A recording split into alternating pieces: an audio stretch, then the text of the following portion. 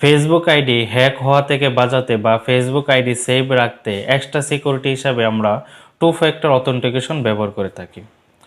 কিন্তু two factor authentication ব্যবহারের সঠিক নিয়ম আমরা অনেকেই জানি না, যার ফলে আপনার আইডি যে কোনো সময় ডিএক্টিভ হয়ে যেতে পারে বা আপনার নিয়ন্ত্রণের বাইরে চলে যেতে পারে।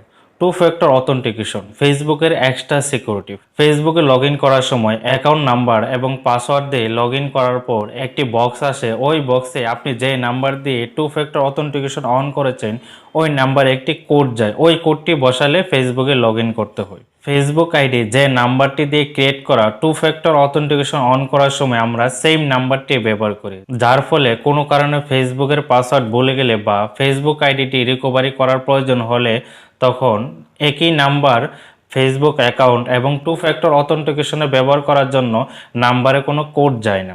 এই সমস্যাটি আমরা অনেকেই ফেস করি। সো আপনাদেরকে সাজেস্ট করব আপনারা যে নাম্বারটি দিয়ে ফেসবুক আইডিটি ক্রিয়েট করেছেন টু ফ্যাক্টর অথেন্টিকেশন অন করার প্রয়োজন হলে আপনারা যে নাম্বারটি দিয়ে ফেসবুক আইডি ক্রিয়েট করেছেন এই নাম্বারটি ব্যবহার না করে অন্য কোনো নাম্বার ব্যবহার করেন, তাহলে এই সমস্যাটি আপনাদেরকে ফেস করতে হবে না।